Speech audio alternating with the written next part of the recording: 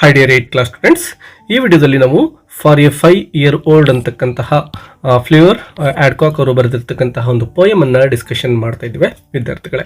Title ಗಮನಿಸಬಹುದು ವಿದ್ಯಾರ್ಥಿಗಳೇ, for A 5 year old ಅಂತೇಳಿ.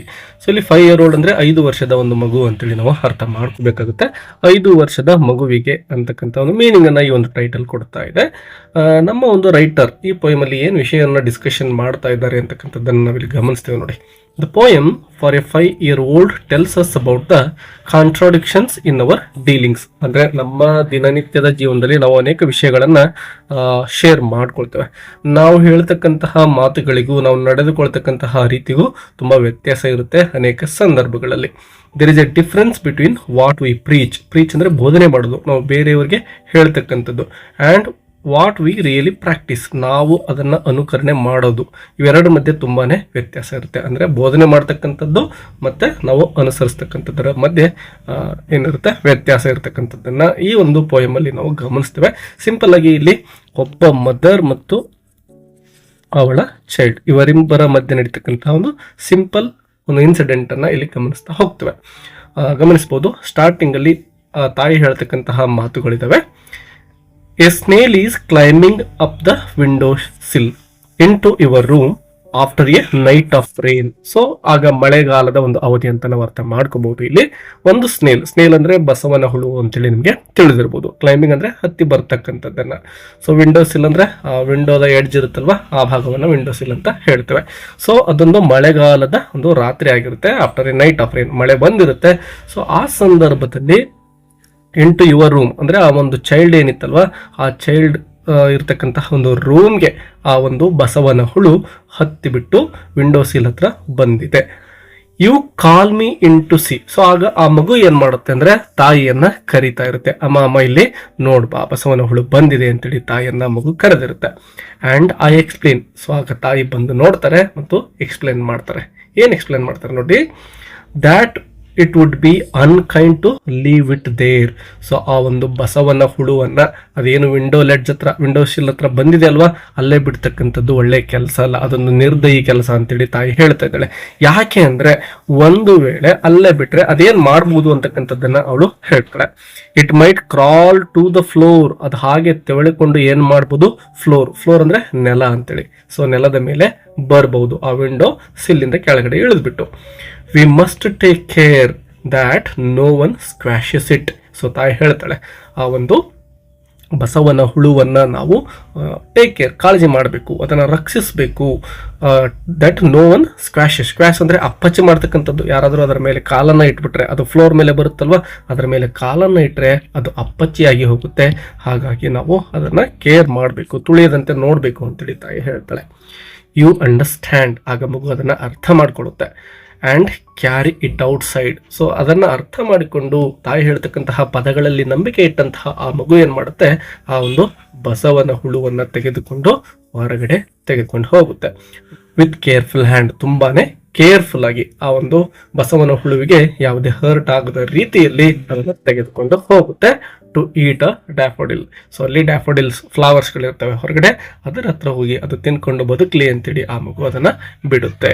ಸೊ ಈ ರೀತಿ ತಾಯಿ ಹೇಳ್ತಕ್ಕಂತಹ ಒಂದು ಕೈಂಡ್ ವರ್ಡ್ಸ್ ಅನ್ನ ಕೇಳಿದಂತಹ ಮಗು ಸಂಪೂರ್ಣವಾಗಿ ತಾಯಿಯ ಮಾತುಗಳನ್ನ ನಂಬಿ ತಾಯಿ ಹೇಳಿದಂತೆ ನಡೆದುಕೊಳ್ಳುತ್ತೆ. ಆ ಒಂದು ಬಸವನ ಹುಳು ಸ್ನೇಲ್ ಏನಿತ್ತು ಅದಕ್ಕೆ ಕರುಣೆಯನ್ನ ತೋರಿಸುತ್ತೆ, ಅದನ್ನು ರಕ್ಷಿಸ್ತಕ್ಕಂತಹ ಕೆಲಸವನ್ನ ಮಾಡುತ್ತೆ. ಇನ್ನು ಸೆಕೆಂಡ್ ಸ್ಟಾಂಜ ನೋಡೋಣ. I see then that a kind of faith prevails, your gentleness is molded still by words. So ಈಗ ತಾಯಿ ಹೇಳಿರ್ತಕ್ಕಂತಹ ಮಾತುಗಳನ್ನ ಮಗು ಕೇಳಿಸ್ಕೊಂಡಿದೆ. So that a kind of faith prevails ಅಂದ್ರೆ ತಾಯಿ ಹೇಳ್ತಕ್ಕಂತಹ ಪದಗಳನ್ನ ಎಷ್ಟೊಂದು ಗಾಢವಾಗಿ ಆ ಮಗು ನಂಬಿದೆ ಅಂತಕ್ಕಂಥದ್ದು. ಯುವರ್ ಜೆಂಟಲ್ನೆಸ್, ಆ ಮಗುವಿನ ಒಂದು ಮೃದು ಸ್ವಭಾವ ಏನಿದೆ, ಒಳ್ಳೆಯ ಗುಣಗಳೇನಿದಾವೋ ಅವುಗಳನ್ನ ಪಳಗಿಸ್ತಾ ಇದ್ದಾಳೆ ತಾಯಿ ಬೈ ವರ್ಡ್ಸ್, ಪದಗಳ ಮೂಲಕ. ಅಂದ್ರೆ ತಾಯಿ ಏನು ಪದಗಳನ್ನ ಹೇಳ್ತಾಳೋ, ಯಾವ ರೀತಿ ನಡೆದುಕೊಳ್ಬೇಕು ಅಂತ ಮಗುವಿಗೆ ಹೇಳ್ತಾಳೋ ಅದೆಲ್ಲವನ್ನ ಮಗು ಅರ್ಥ ಮಾಡ್ಕೊಳ್ಳುತ್ತೆ, ಅದನ್ನ ಅನುಕರಣೆ ಮಾಡುತ್ತೆ. ಮೌಲ್ಡೆಡ್ ಅಂದ್ರೆ ಅಚ್ಚೊತ್ತೋದು ಅಂತೇಳಿ ಆ ತಾಯಿಯ ಮಾತುಗಳು ಮಗುವಿನ ಮನಸ್ಸಿನ ಮೇಲೆ ಅಚ್ಚನ್ನ ಒತ್ತುತ್ತಾ ಇದ್ದಾವೆ. ಅಂದ್ರೆ ಮಗುವಿನ ಮನಸ್ಸಿನ ಮೇಲೆ ಪರಿಣಾಮವನ್ನ ಬೀರ್ತಾ ಇದ್ದಾವೆ. ತಾಯಿ ಹೇಳ್ತಕ್ಕಂಥದ್ದು ಎಲ್ಲವೂ ಸತ್ಯ ಅಂತಕ್ಕಂತಹದ್ದನ್ನ ಆ ಮಗು ಅರ್ಥ ಮಾಡ್ಕೊಂಡಿರುತ್ತೆ. From me who have trapped mice and shot wild birds. ನೋಡಿ ಇಲ್ಲೊಂದು ವ್ಯಂಗ್ಯವನ್ನು ನೋಡ್ತಾ ಇದ್ದೇವೆ ನಾವು, ಸಾರ್ಕ್ಯಾಸ್ಟಿಕ್ ಆಗಿ ಇಲ್ಲಿ ಗಮನಿಸ್ಬೋದು. ಏನಪ್ಪ ಅಂದರೆ ಹೂ ಹ್ಯಾವ್ ಟ್ರ್ಯಾಪ್ಡ್, ತಾಯಿ ಮಾಡಿರ್ತಕ್ಕಂತಹ ಕೆಲಸವನ್ನು ನಾವು ಗಮನಿಸ್ತಾ ಇದ್ದೇವೆ. ಹೂ ಹ್ಯಾವ್ ಟ್ರ್ಯಾಪ್ಡ್ ಮೈಸ್ ಅಂದರೆ ಇಲಿಗಳು ಅಂತೇಳಿ. ಸೊ ತಾಯಿ ಮಾಡಿರ್ತಕ್ಕಂತಹ ಕೆಲಸ ಇದೆ. ಈಗ ಬಸವನ ಹುಳುವನ್ನು ರಕ್ಷಣೆ ಮಾಡಬೇಕು ಅಂತ ತಾಯಿ ಹೇಳಿದ್ದಾಳೆ, ಆದರೆ ಬೇರೆ ಪ್ರಾಣಿಗಳನ್ನು ಯಾವ ರೀತಿ ನಡೆಸ್ಕೊಳ್ತಾಳೆ ಅಂತಕ್ಕಂಥದ್ದನ್ನು ಗಮನಿಸ್ತೇವೆ. ಹೂ ಹ್ಯಾವ್ ಟ್ರ್ಯಾಪ್ಡ್ ಮೈಸ್, ಇಲಿಗಳನ್ನು ಅವಳು ಬಲೆಯೊಳಗಡೆ ಕೆಡವಿದ್ದಾಳೆ, ಬಲೆ ಹಾಕಿ ಹಿಡಿದು ಅವುಗಳನ್ನು ಸಾಯಿಸ್ತಕ್ಕಂತಹ ಕೆಲಸವನ್ನು ಮಾಡಿದ್ದಾಳೆ. ಆ್ಯಂಡ್ ಶಾರ್ಟ್ ವೈಲ್ಡ್ ಬರ್ಡ್ಸ್, ಅದೇ ರೀತಿ ವೈಲ್ಡ್ ಬರ್ಡ್ಸ್ ಪಕ್ಷಿಗಳನ್ನು ಏನು ಮಾಡ್ತಾ ಇದ್ದಾಳೆ, ಶಾರ್ಟ್ ಹಂಟಿಂಗ್ ಮಾಡಿದ್ದಾಳೆ, ಅವುಗಳನ್ನು ಶೂಟ್ ಮಾಡಿ ಕೊಂದಿದ್ದಾಳೆ. From me who ಡ್ರೌನ್ಡ್ your kittens, ಆ ಮಗುವಿನ ಬೆಕ್ಕಿನ ಮರಿಗಳನ್ನು ಅವಳು ಏನು ಮಾಡಿದ್ದಾಳೆ, ನೀರೊಳಗಡೆ, ಡ್ರೌನ್ ಅಂದರೆ ಮುಳುಗಿಸೋದು ಅಂತೇಳಿ, ಸೊ ನೀರಿನ ಒಳಗಡೆ ಮುಳುಗಿಸಿದ್ದಾಳೆ. ಹೀಗೆ ಬೇರೆ ಪ್ರಾಣಿಗಳನ್ನು ಅವಳು ನಡೆಸಿಕೊಂಡಿರ್ತಕ್ಕಂತಹ ರೀತಿಯನ್ನು ಗಮನಿಸ್ತೇವೆ. ಸೊ 3 ಪ್ರಾಣಿಗಳನ್ನು ನಾವಿಲ್ಲಿ ಗಮನಿಸ್ತೇವೆ. ಮೊದಲನೇದಾಗಿ ಮೈಸ್ಗಳನ್ನು, ಇಲಿಗಳನ್ನು ಟ್ರ್ಯಾಪ್ ಮಾಡಿರ್ತಕ್ಕಂಥದ್ದು, ಎರಡನೇದಾಗಿ ವೈಲ್ಡ್ ಬರ್ಡ್ಸ್ನ ಹಂಟಿಂಗ್ ಮಾಡಿರ್ತಕ್ಕಂಥದ್ದು, ಮೂರನೇದಾಗಿ ಆ ಒಂದು ಕಿಟನ್ಸ್ ಏನಿದ್ವೋ ಚಿಕ್ಕ ಚಿಕ್ಕ ಬೆಕ್ಕಿನ ಮರಿಗಳು, ಅವುಗಳನ್ನು ನೀರೊಳಗಡೆ ಮುಳುಗಿಸಿರ್ತಕ್ಕಂಥದ್ದನ್ನು ನೋಡ್ತೇವೆ. ಸೊ ಈ ರೀತಿಯ ಕೆಲಸಗಳನ್ನು ತಾಯಿ ಮಾಡ್ಕೊಂಡು ಬಂದಿದ್ದಾರೆ. ಅದರ ಜೊತೆಗೆ ಹೂ ಬಿಟ್ರೇಡ್ ಯುವರ್ ಕ್ಲೋಸೆಸ್ಟ್ ರಿಲೇಟಿವ್ಸ್, ಆ ಒಂದು ಮದರ್ ಏನು ಮಾಡಿರ್ತಾರೆ, ಸಂಬಂಧಿಕರು ಏನಿರ್ತಾರೋ ಅವರಿಗೆಲ್ಲ ದ್ರೋಹವನ್ನು, ವಂಚನೆಯನ್ನು ಮಾಡಿರ್ತಾರೆ, ಅವರ ಮನಸ್ಸಿಗೆ ನೋವಾಗುವ ರೀತಿಯಲ್ಲಿ ನಡೆದುಕೊಳ್ತಾ ಇದ್ದಾರೆ. ಅದನ್ನೇ ಇಲ್ಲಿ ಬಿಟ್ರೇಡ್ ಅಂತ ನಾವು ನೋಡ್ತಾ ಇದ್ದೇವೆ. And who purveyed the harshest kind of truth to many another. So ಎಷ್ಟೋ ಜನಗಳಿಗೆ ಈ ಒಂದು ವಿಷಯವನ್ನು ಹೇಳಿದರೆ ಅವರಿಗೆ ಹರ್ಟ್ ಆಗುತ್ತೆ ಅಂತ ತಿಳಿದಿದ್ರೂ ಕೂಡ ಹಾರ್ಶೆಸ್ಟ್ ಅಂದರೆ ಅದು ತುಂಬಾ ನೋವನ್ನು ಉಂಟು ಮಾಡ್ತಕ್ಕಂತಹ ಒಂದು ಸತ್ಯ ಆಗಿರುತ್ತೆ, ಕೈಂಡ್ ಆಫ್ ಟ್ರುತ್. ಅದನ್ನು ನೋವಾದರೂ ಪರವಾಗಿಲ್ಲ, ಈ ತಾಯಿ ಅವರಿಗೆ ಹೇಳಿ ಅವರ ಮನಸ್ಸಿಗೆ ನೋವನ್ನು ಉಂಟು ಮಾಡಿರ್ತಾರೆ. But that is how things are, but ಏನು ಮಾಡ್ಲಿಕ್ಕೆ ಆಗೋದಿಲ್ಲ, ಇದೇ ರೀತಿಯೇ ಇರತಕ್ಕಂಥದ್ದು ಅಂತೇಳಿ ತಾಯಿ ಹೇಳ್ತಾಳೆ. ಐ ಆಮ್ ಯುವರ್ ಮದರ್, ನಾನು ನಿನ್ನ ತಾಯಿ.